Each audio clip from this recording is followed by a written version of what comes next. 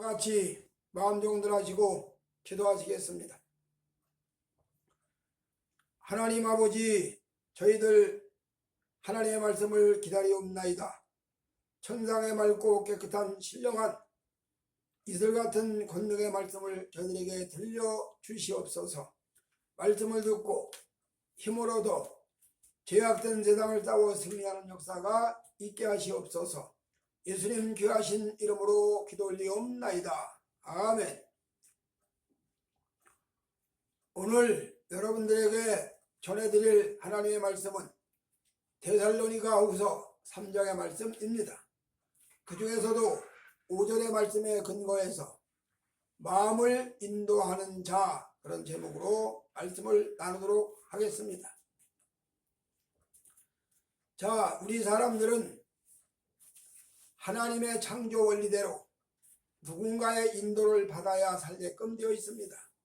그래서 어린아이가 부모님의, 특별히 어머님의 사랑을 받고 성장하고 인도를 받는 거, 이거 아주 매우 당연한 거지.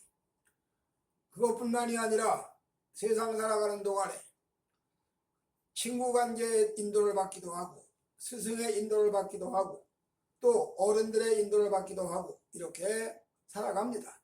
그리고 내가 누구의 인도를 받기도 하고, 내가 누구를 또 인도해 주기도 하면서 이렇게 살아가는 것이 인간들의 모습입니다. 여기서 벗어날 사람은 아무도 없어요.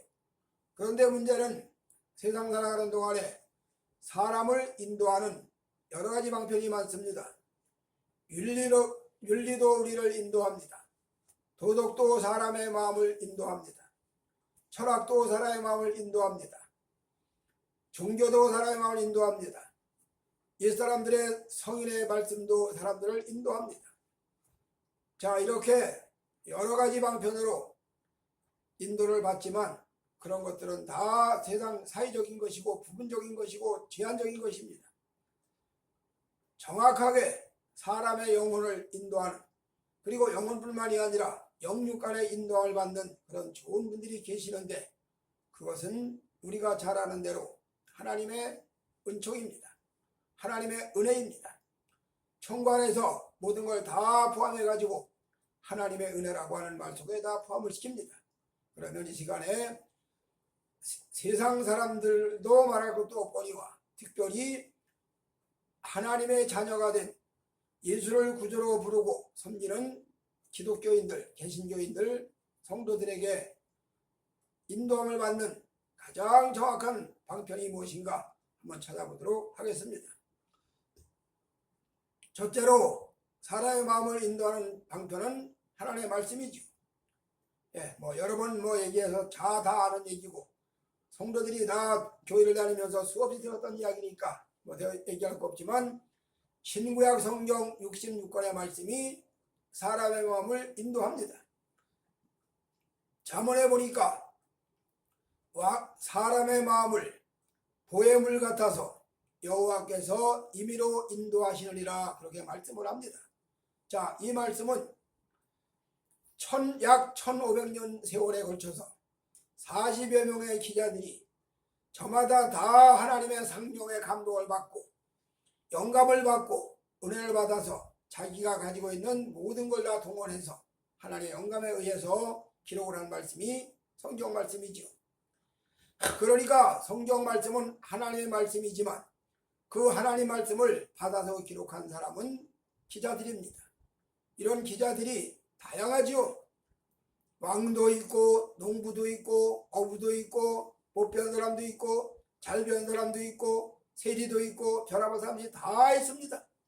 이런 사람들이 한 시대만 기록한 게 아니라 1500년이라는 긴 세월을 걸쳐서 호세아는 호세아서를 기록하고, 다니엘은 다니엘서를 기록하고, 사무엘은 사무엘서를 기록하고, 이렇게 해서 기록된 말씀이 다 기록되었다가 이것이 후세에 하나로 편집되어서 한 권의 책으로 묶여졌다, 그런 이야기입니다. 자, 이렇게 신구약 성경 39권 27권 합해가지고 66권의 신구약 성경 말씀이 우리 사람들의 마음을 인도하는 인도자입니다. 방편입니다. 도구입니다. 그러면 이 성경 말씀이 지금 우리가 가지고 있는 이 말씀을 우리는 그냥 펴서 읽으면 됩니다. 그래서 예배 시간에 자 주보에 있는 대로 성경 어디 몇 장 몇 절 하면 펴서 읽으면 돼요. 그리고 그 말씀을 펴놓고 목사의 설교를 듣습니다. 아주 편안하고 쉽지요. 그런데 이렇게 우리가 가진 성경이 하나로 묶어지기까지 얼마나 많은 여정을 거치고 얼마나 많은 과정을 거쳤는지 교의사는 분명하게 말씀을 해주고 있습니다. 자, 신구약 성경 66권의 말씀, 이 말씀이 하나의 성경책으로 묶어지기까지 긴 세월 동안 수많은 종교회가 모이고, 그래서 전문가가 성경학자가 또 유능한 목회자들이 모여서 토론하고 결론 내리고 또 비판하고 그렇게 해서 만들어진 말씀, 이거를 우리는 성경 번역사 혹은 성경이 형성되어 오는 과정 이렇게 얘기를 합니다. 그러면 예수님이 말씀하시던 그 말씀을 제자들은 직접 들었습니다. 그리고 제자들 말고도 제자들과 같이 따라다니던 70인 제자들, 그 다음에 120 문도들, 예수님 승천하실 때 승천을 지켜보던 500여 문도들, 120의 문도들, 다 주님의 말씀을 들었던 사람들입니다. 그리고 그 외에도 많은 사람들이 베스다 들녘에서 오병이어의 기적을 보면서 말씀을 들었습니다. 여기서 저기서 수없는 장소를 다 방문하고 주 예수님의 말씀을 직접 들었습니다. 그래서 그들의 말씀이 심령에 전해집니다. 그들의 심령의 말씀이 전해지자 이 말씀이 역사하고 운동을 합니다. 이렇게 하나님의 말씀이 심령 속에 전달된단 말입니다. 이렇게 전달되는 하나님의 말씀이 하나의 성경으로 딱 집대성되기까지는, 자, 성경 번역사를 공부하다 보면 시리아 학파가 나오고 안디옥 학파가 나오고 자 이게 나옵니다. 알렉산드리아 학파가 나오고, 이 학파들이 다 성경을 다른 대로 예수님이 말씀하신 말씀을 다 묶어가지고 편찬해가지고 얘기를 합니다.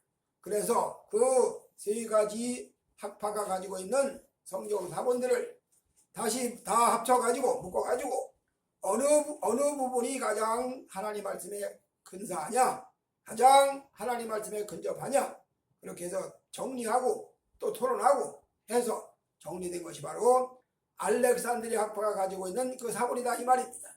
그 사본을 근거해 가지고 성경이 형성이 됐어요.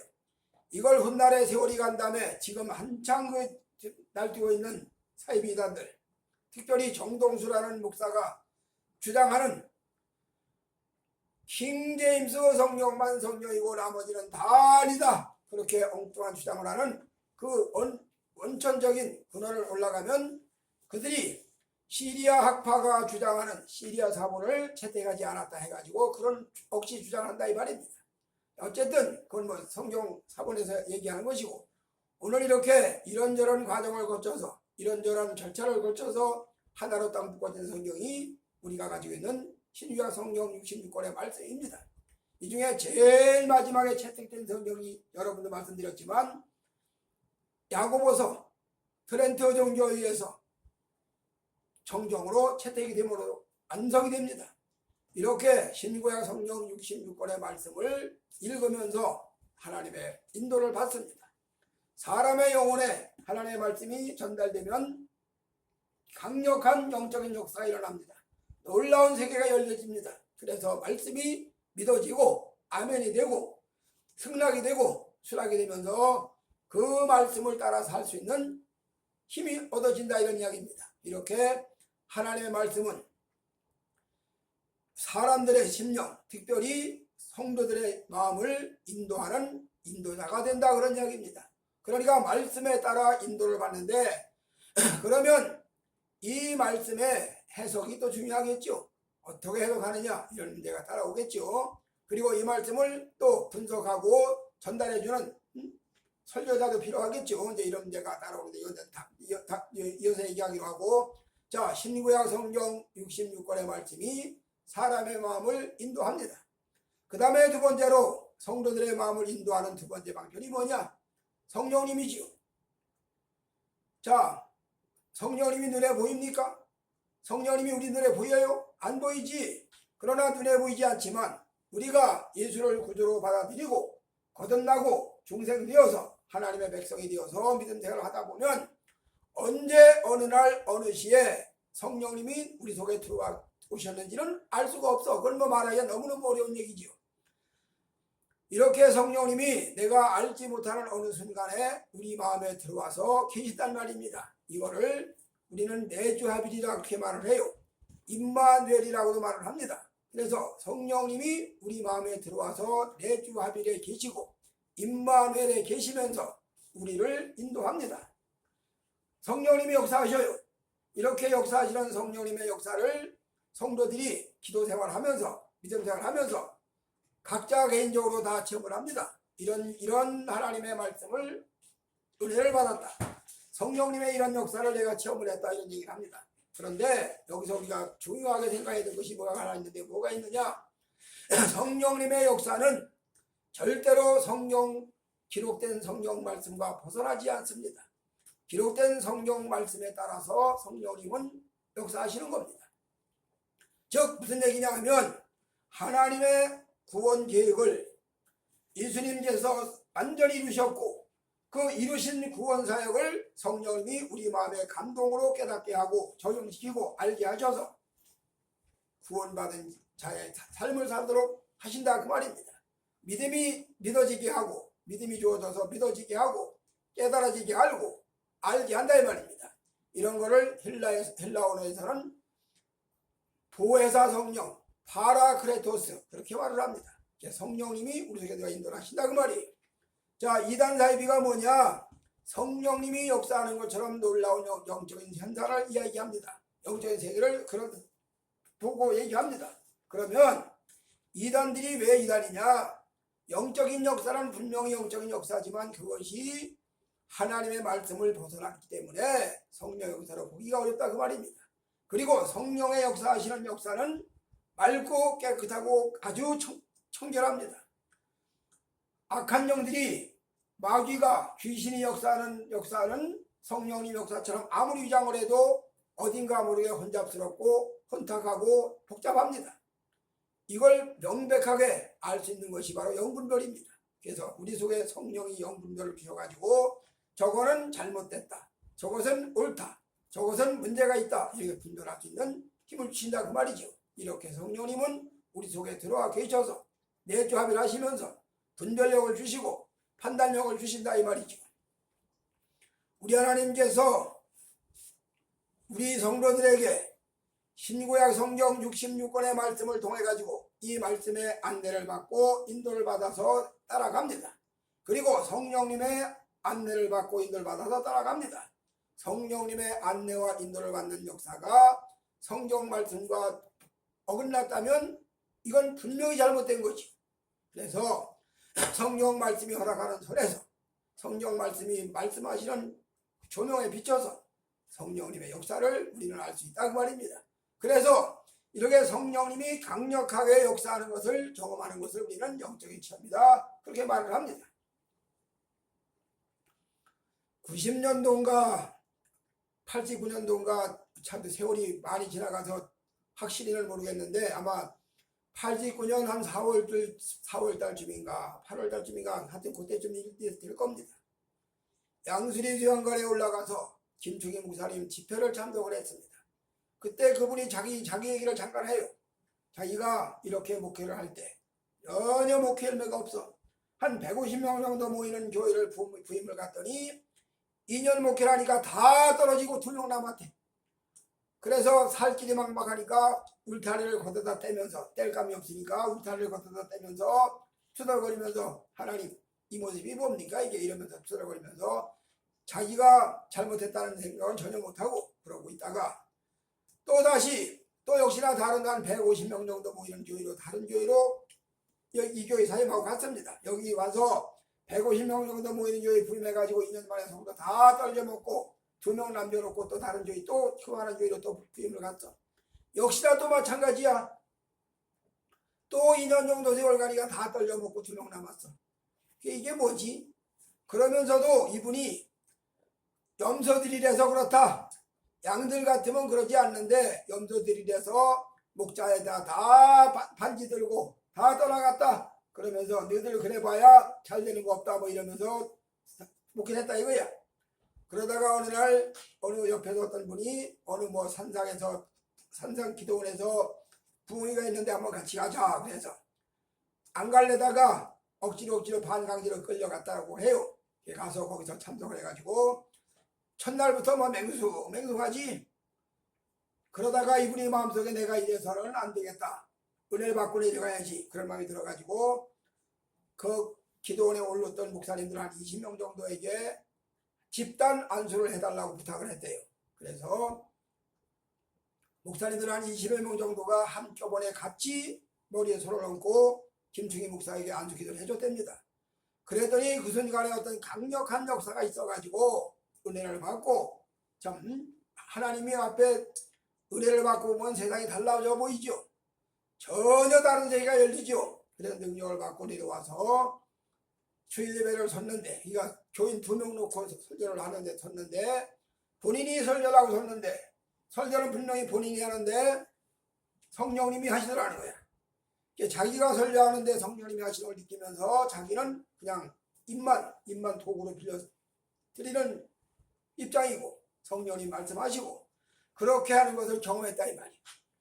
이러면서 두 사람이 은혜를 받고 주일학교 교사는 처녀가 은혜 받고 성령 역사가 일어나고 할머니에도 역사가 일어나고 이러면서 교회가 부흥하더라 이 말이야.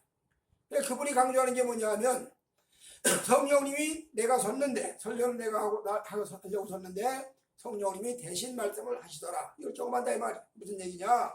성령님이 역사하시는 것을 확실하게 경험하고 체험하는 성도들이 있어요. 많진 않아요. 분명하게 성령님이 나와 함께 하시고 역사하는 걸 체험한다 이 말입니다. 이렇게 내주합일 하시고 임마누엘로 함께 하시는 성령님의 인도와 안내를 받아 가는 그런 성도. 이거를 다윗은 이렇게 말하지요.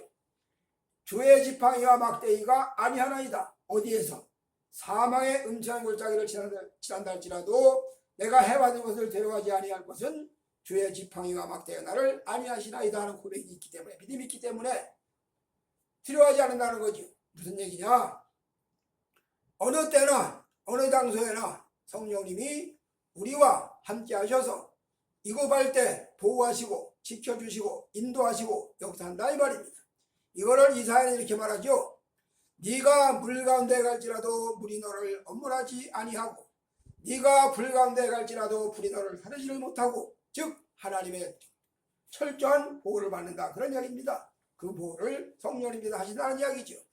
이렇게 성령님이 성도들을 안내하시고 인도하시는 역사를 체험한 거 수없이 많은 간증으로 나오죠. 아주 위급한 지경에서 얼마나 기가 막히게 역사하시는지를 다 저마다 놀라운 간증을 한다 이 말입니다. 오늘 성령님이 우리 속에 들어오셔서 우리 마음을 인도하신다는 말입니다. 다만 하나님의 역사를 인도함을 본인이 깨닫고 아멘하고 순종하는 그런 단계가 있기도 하고 전혀 모르는 데서 되어가는 과정도 없잖아 있고 이렇게 하나님이 하시는 이런 신묘막측하게 인도해 가신다 그런 이야기입니다. 이렇게 성도들의 마음을 인도하는 자, 인도하는 분, 그분 신구약 성경 66권의 말씀이 성도들의 마음을 인도합니다. 두 번째로 성령님이 인도하십니다. 그 다음 마지막 세 번째로 인도자가 누구냐? 목회자입니다. 자, 하나님의 말씀과 성령님은 하나님이시기 때문에 사람이 아니기 때문에 거기에는 뭐 하자가 없어요. 이런 경우도 있지. 자, 성경 말씀대로 인도를 받아. 그럼 성경에 없는 말씀이 어디 있어? 이런 말씀도 있고 저런 말씀 다 있어. 구절구절을 따로따로 떼어놓으면 서로가 안 맞아. 예를 들어서 언제도 한번 그런 말씀을 드린 것 같은데 자, 예수님이 하시는 말씀이 나를 따라오는 자가 아비나 형제나 집이나 전토나 재산이나 이런 것들을 다 사랑하면 나와 합당치 아니하다. 쟁기를 잡고 뒤를 돌아보는 자는 나와 합당치 아니하다. 이렇게 말씀하고 자신을 따르기를 말씀합니다. 그런데 또 디모데서 형제는 뭐라고 말씀하냐? 네 친척 형제를 부모 형제를 돌아보지 않는 자는 불신자보다 더 악하다. 아니 성경 구절 한 구절만 가지고만 말하면 어느 구절에는 부모 형제 친척 아비 다 버리고 날 따라와야 된다고 말씀을 하고, 어느 구절에는 네 친척 부모 돌아보지 않은 자는 형제 돌아보지 않은 자는 불신자보다 더 악한 자라. 이렇게 구절만 가지고는 얘기가 안 돼. 그러니까 이런 구절을 잘 설명을 하고 해석을 하고 전해주는 사람이 바로 목회자입니다. 그러려다 보니까 목회자는 성경을 바로 알아야 되겠죠. 또 성령의 감동도 인도도 받아야 되겠죠. 그런데 성령님이나 말씀은 하나님이시기 때문에 그분들은 우리 사람이 아니기 때문에 문제가 없어요. 근데 목회자는 같은 사람이야. 다만 디베라 바닷가에서 예수님과 베드로가 대표지, 오역도지사의 대표가 디베라 바닷가에서 모장개혁을 체결합니다. 잘 아시는 대로, 자, 시몬아, 네가 나를 사랑하느냐? 그러니까 내가 주를 사랑하는 줄을 주께서 아시나이다. 그래? 그러면 내 양을 먹여라. 이렇게 같은 말씀을 반복해서 묻고 또 대답하고 또 묻고 또 대답하고 3번 묻습니다. 그러고 내 양을 먹여라, 내 양을 쳐라, 내 양을 길러라, 이렇게 말씀을 하죠.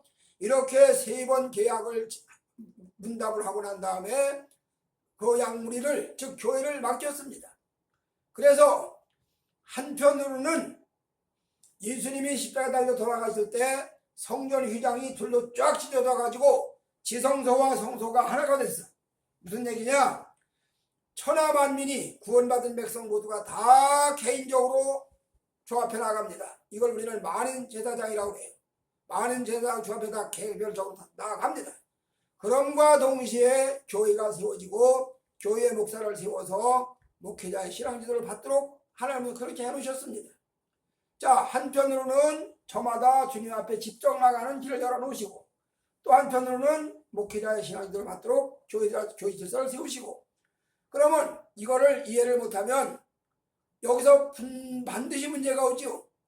다 같은 양인데, 다 같은 주의 백성인데, 뭐 내가 왜 네 지배를 받고 네 교훈을 받아 이러면서 거역하죠. 이런 경우도 많이 있습니다. 그런데 성경은 우리가 하나님 앞에 많은 제사장으로 주 앞에 직접 개인적으로 나갑니다.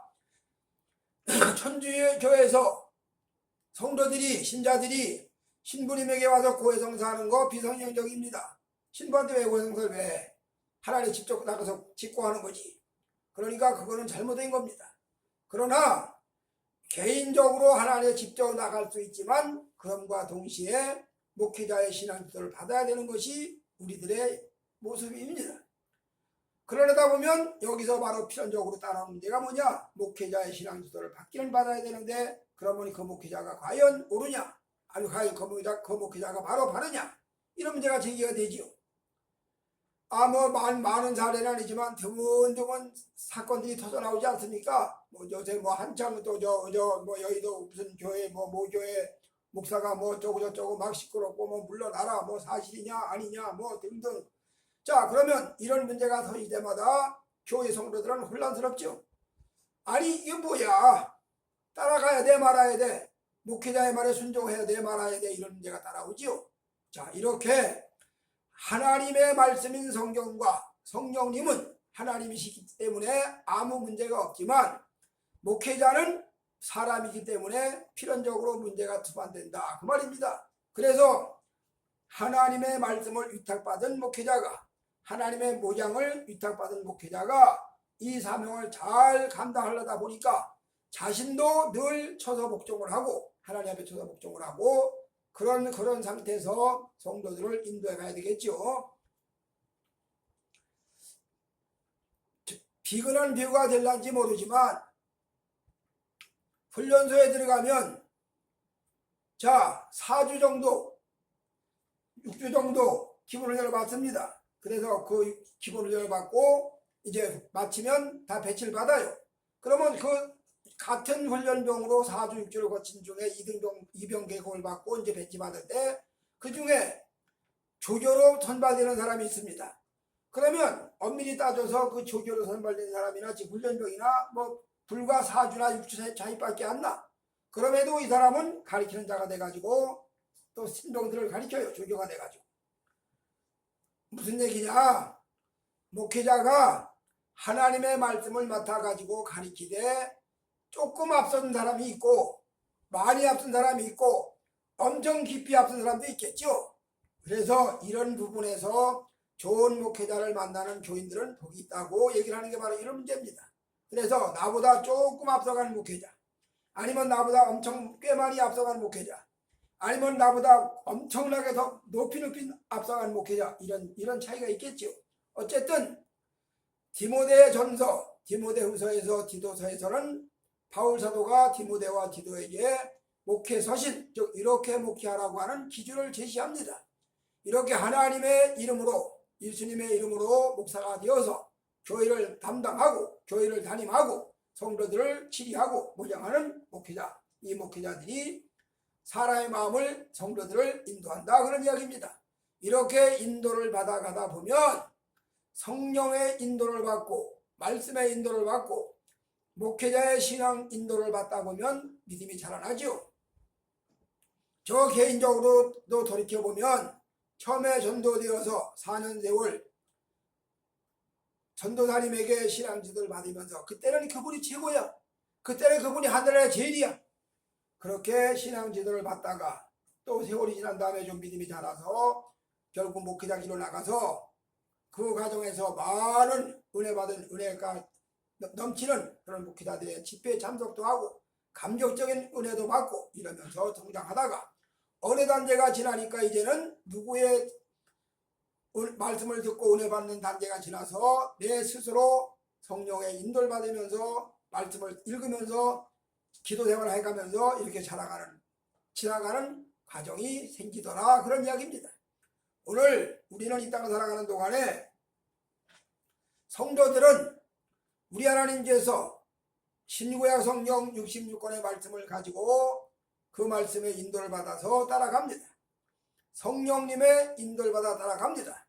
그리고 하나님이 세우신 목회자의 신앙 제도를 받으면서 따라갑니다. 이렇게 우리 마음을 인도하는 방편, 우리 믿음의 사람들의 마음을 인도하는 방편, 이 인도자가 바로 신구약 66권 성경 말씀, 파라크레토스 보혜사 성령님, 그 다음에 모장계약을 체결한 목회자, 이렇게 이런 일을 통해서 인도를 받아간다, 그 말입니다. 그리고 이 목회자들은 다 역할이 제한되어 있습니다. 한계가 있어요. 우리 아들이 처음에 태어나가지고 초등학교 4학년 때까지는 나만 쫄쫄 따라다녀. 어딜 가도 쫓아다녀. 그래서 이 아들놈이 심지어 내가 목회자들 모이는 지방에 같은 데 가면, 노예 같은 데 가면 뭐 아들 다 들고 가냐고 그런 분도 있었어. 따라오니 어떻게? 그러더니 이 자식이 5학년이 되니까 따라가져야 되지, 안 따라갔대요. 안 따라다녀. 무슨 얘기냐? 신앙의 단계에 따라서 목회자의 레벨도 달라진다, 그 말입니다. 그래서 어느 순간 자라가다 보면 이제 참 믿음이 깊어지고 넓어지고 높아지면서 서서히 목회자의 신앙 지도보다는 본인이 말씀에 깊어지고 본인이 성령의 인도를 받고 이런 과정으로 가는 길이 열려지겠죠. 어쨌든 그때까지는 반드시 목회자의 손길이 필요하다. 절대로 목회자의 손길이 없이 자라는 성도는 한 명도 없다. 목사도 마찬가지고, 제가 아까도 말씀드렸지만 처음에 전도되어서 4년 세월 동안 교회를 나가면서 주일학교 교사도 하고 청년회장도 하면서 그분의 전도사님의 신앙 지도를 받으면서 믿음이 자라났어. 그리고 그 다음에 또 다른 또 앞서가는 좋은 목회자들의 설교를 듣고 감동받고 감격하면서 또 그런 과정을 지나갔어. 이렇게 성장돼 간다, 이 말입니다. 그러다가 어느 영점에 가면 사람의 지도도 필요하지. 왜 필요 없겠습니까? 사람의 지도가. 반드시 사람은 누군가를 인도해야 되고 누군가를 인도를 받아야 되는 게 우리 사람의 속성인데, 그렇게 앞서가는 목회자들의 인도를 받기도 하지만, 그러나 그런 것도 필요하지만 말씀과 성령의 강력한 인도를 받고 따라간다, 그런 이야기입니다. 오늘 우리 마음을 인도하는 인도자 신구약 성령 66권의 말씀, 파라크레토스 보혜사 성령님, 세 번째 목회자, 이렇게 이분들을 통해서 우리 마음이 인도를 받고 영원한 주님의 나라로 안내받아 가게 된다, 그런 이야기입니다. 오늘 우리 성도 여러분들은 이 말씀의 은혜를 깊이 받으셔서 말씀과 성령과 목회자의 신앙 지도에 인도를 받아서 좋은 믿음의 열매를 맺혀드리는 귀한 성도님들 다 되어지시기를 주의 이름으로 축복해 드립니다. 아멘. 하나님 아버지 감사드리옵나이다.